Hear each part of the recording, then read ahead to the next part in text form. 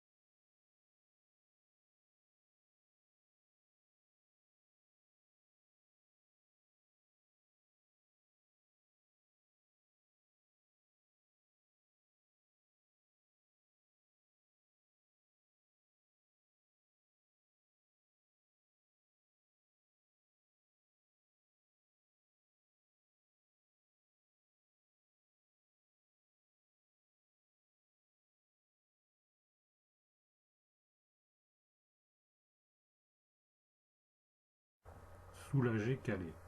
Conséquence du point précédent, la libre circulation des citoyens européens signifierait également la fin du camp de Calais, car les passages seront plus contrôlés entre la France et le Royaume-Uni. Et même si l'Europe n'était pas en mesure d'imposer une telle circulation, ce qui serait surprenant, la France pourrait décider de ne pas assumer la politique très restrictive de l'immigration britannique. C'est d'ailleurs ce que suggère le ministre des Finances Emmanuel Macron. La Grande-Bretagne, qui se plaint de perdre sa souveraineté sur l'Europe, pourrait la perdre un peu plus sans profiter de l'UE.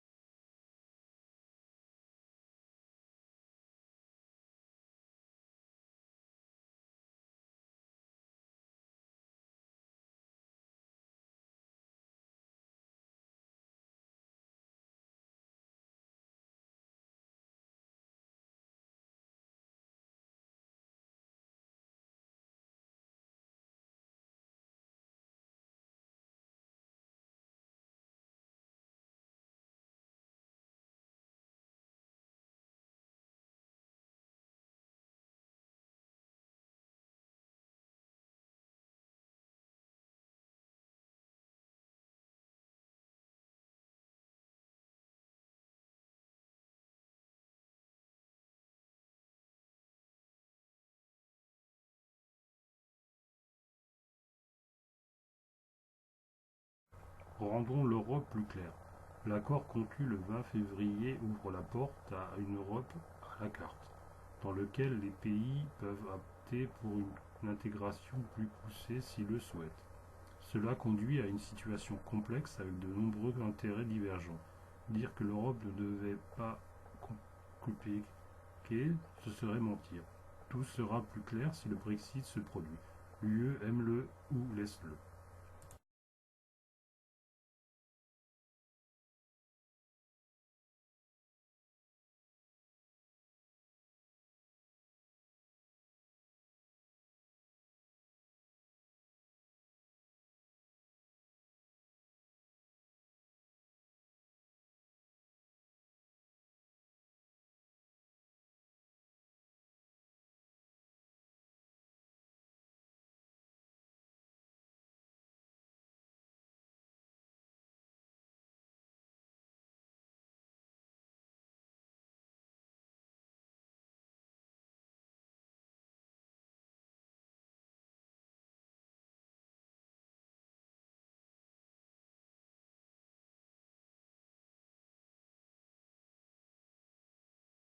Nous allons voter votre ville. C'est probablement le meilleur résultat. De nombreuses banques envisagent de délocaliser des équipes à Paris, Dublin ou Francfort en cas de Brexit.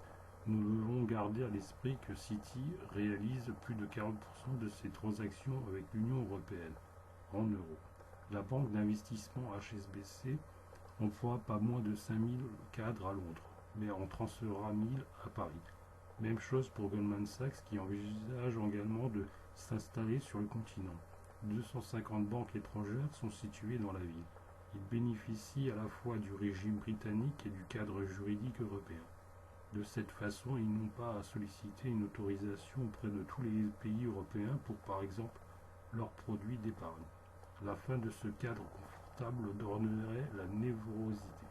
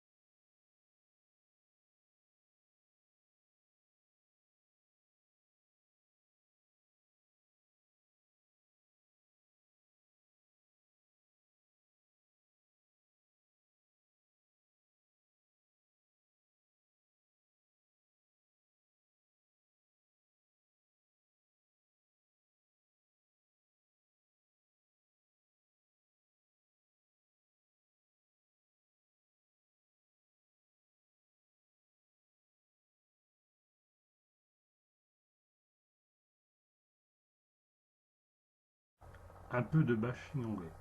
Ils adorent nous détester. En fermant la bouche, nous nous sentirons vraiment bien. Vous vous souvenez du jour où le maire de Londres, Boris Johnson, a taquiné sans vergogne nos propriétaires d'entreprises en leur vendant des conditions de développement idéales. Cela se terminera bientôt. La Grande-Bretagne ira du paradis économique à l'enfer commercial, sans parler du cauchemar des douanes. Au-delà des avantages économiques, les Européens pourront enfin se moquer de l'isolement britannique et de son terrible mouvement. Pas plus de négociations sans fin, plus de gros chèques, plus de manque de respect pour les valeurs humanistes, plus de cynisme financier. Le train européen va recommencer à bouger, et plus légèrement.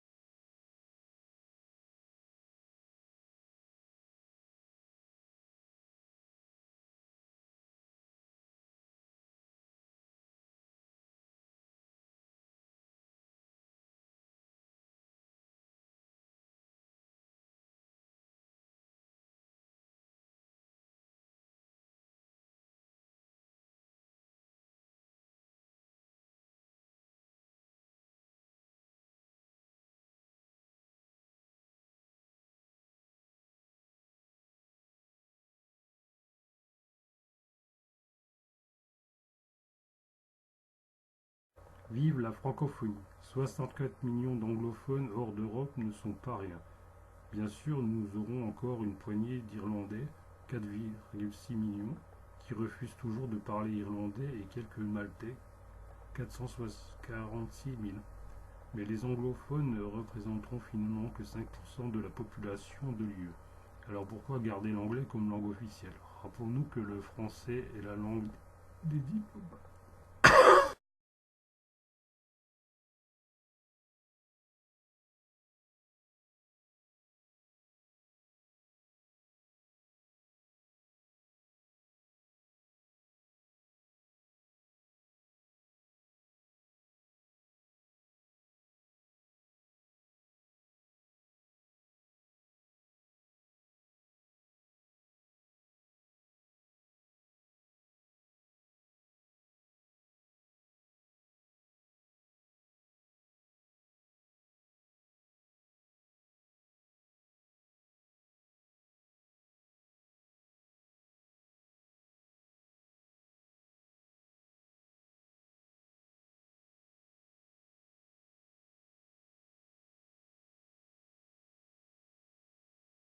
La France remporte le titre britannique des finances dans l'UE après le Brexit. Rapport. La France gagnera probablement la couronne britannique des services financiers au sein de l'Union européenne après le Brexit, ce qui laisse l'économie du pays plus dépendante des banques en difficulté de la zone euro, a annoncé mardi le groupe de réflexion New Financial.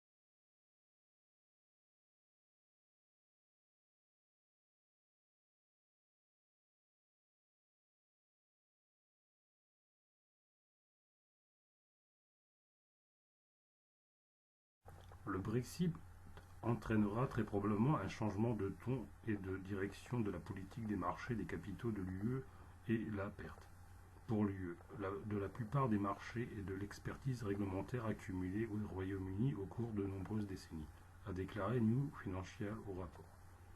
des pans de l'activité des marchés des capitaux de l'UE seront effectivement implantés à l'étranger, au Royaume-Uni, en particulier dans les secteurs tels que le trading et la gestion d'actifs. En bref, les marchés des capitaux de l'Union seront nettement plus petits et moins développés qu'aujourd'hui, et l'économie de l'UE dépendra encore plus du secteur bancaire en difficulté qu'aujourd'hui, a déclaré le New Financial.